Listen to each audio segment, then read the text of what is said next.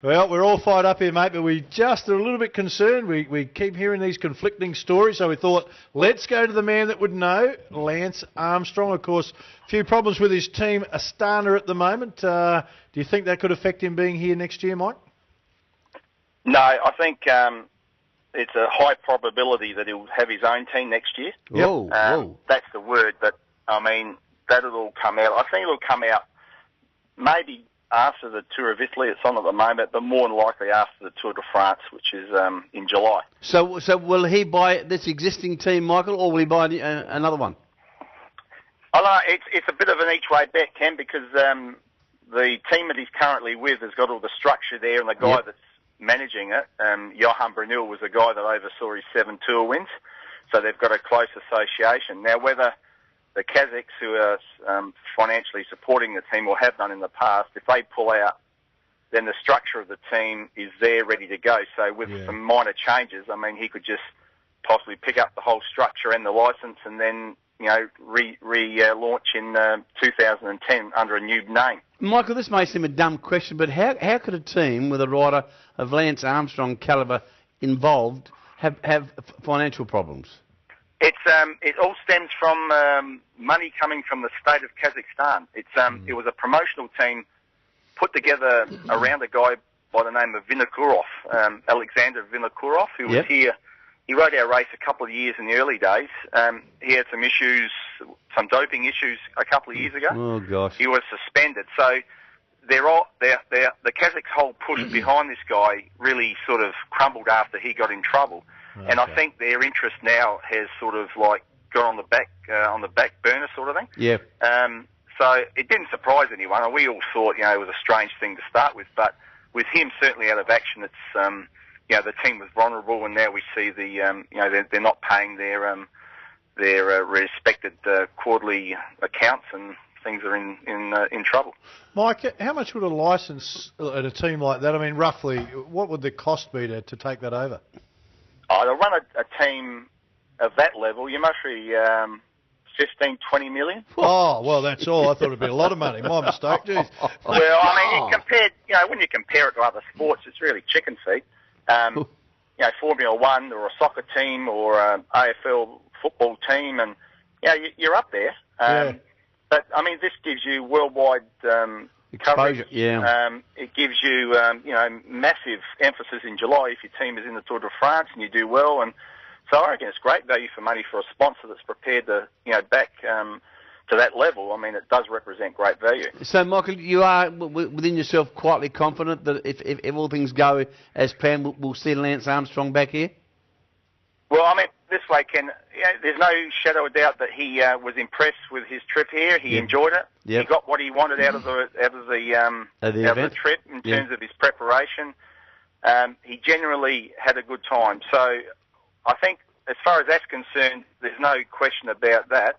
It's just a matter of what he does. And I think maybe the big questions will be answered. I said after the Giro in the paper today, it might well be after the Tour in July, and maybe even around World Championship time in September, maybe as late as then. So, I mean, we're obviously keeping in contact with him, and we're sort of keeping in the loop with his management and all that sort of thing. So we'll have to see how things progress. But it was, to get him back would be a sensational coup again for the race, and after what we experienced this year. Michael, we were able to gauge what impact Lance Armstrong had on the event and had on South Australia? Well, I mean, the official figures came back about a month ago. For example, interstate visitation, there's people coming to South Australia for the race went from 15,100 to 35,000. You're joking. There you go. No, the economic impact was up over 40 million. Oh. The media coverage went from 20-something million to 220 million. You're joking. No, the numbers are staggering. I mean, the public ride went from 3,500 to 7,000. The Legends Night dinner went from 780 people to 2,000. Unbelievable. I mean, the numbers speak for themselves, and the arrangement to bring him here was the greatest deal on earth. It was like something that money couldn't buy, and it's put our race and the state of South Australia on the map throughout the world. Because everywhere I've been, I went to Europe straight after the race. I'm going again in June. All they speak about is the Tour Down Under in Adelaide, South Australia. Michael, can you recap how you jagged Lance Armstrong? How did you get him? I mean, we were trying to get him as a guest last year's race, and then Miguel Indurain was obviously our guest the year before, and we were trying to get follow up with Armstrong for what was to be this year's race. But then I think in the process of us talking with him and his management, he was sort of throwing around the idea of coming back, but he didn't tell us that. When he made the announcement about returning, we immediately got on the phone and said, look, you know all about the race, and we've given you the information and all that. This would be a great way to start. And he said, well, we're thinking about things. So without making a commitment, they went away and then announced what their program was, and it included us. Unbelievable. We took it from there. It was, I don't know, it's hard to put into words because I'm a cycling man, and I think from from basketball and football, Ken, and cricket, it's a bit like getting the best athlete historically in the sport come and compete in an event that you're organising and in your home state. It's really hard to put into words. I mean, Greg Bobridge, my driver, and I, every tour when it ended in, Elder Park, we used to laugh and say, look, I'll get Armstrong next year. And he'd say, he'd be pissing himself laughing, And then when I told him this year, because I let him know ahead of time before it was public. Yeah. I said, yes, Bobo. He said, what? Bobo. I said, we got him. Bobo. Who did we get? I said, Armstrong's coming. Oh, shit, he said, he couldn't believe it. You should have seen the look on his face. Now, Mike, you understand, of course, bringing someone of that magnitude now to try and go over the top of that. Unless you've got a direct line to God, you're in a lot of trouble, I'd say, well, that'll be the only thing we could equal it with. But, I mean, it's a bit like, I've often asked that question, how are you going to top it? But I'm a great believer in don't be afraid of breaking records for the fear of having to do it again. Yeah. So we had an opportunity here to have a major impact on the state and on the race and the great benefits it brought.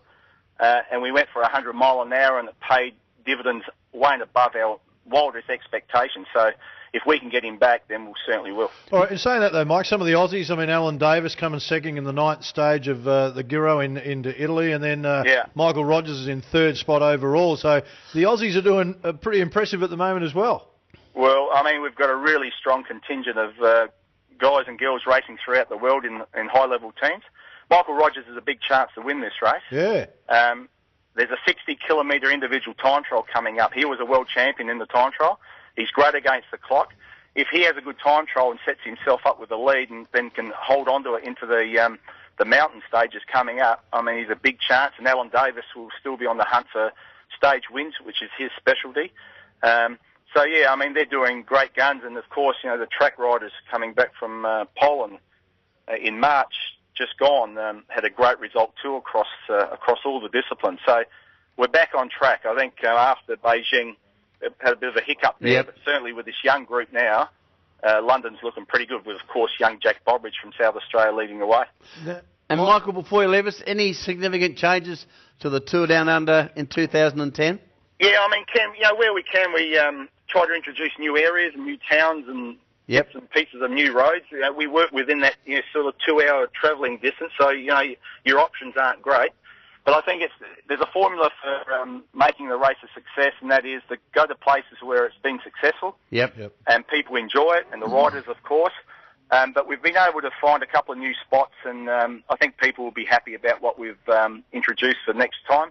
And the public ride, they're going to announce that stage, which will be stage 4 next month, to give people the early registration possibility. Good idea. And then the full race route will be disclosed in July during the first week of the Tour de France. Fantastic. Michael, well, good luck with what you're doing, and congratulations on what you've done, Michael. That worries, boys. That event last year was unbelievable. Mike, just quickly, if Lance Armstrong doesn't make it, is there any chance that Mike Turtur would be the big name to make a comeback into the cycle? Well, the girls in the office keep on asking me about legend, and every year I say, well, it's 26 and a half years since Los Angeles, so I can bring the team back and we can celebrate that great moment in 1984. But they just screw their nose up and laugh at me. Mike, good on you, mate. Good on you, mate. Well done, Michael Turtur. Mate, the tour down under is fantastic. I mean, how's those figures? Absolutely staggering. They're mind-boggling figures.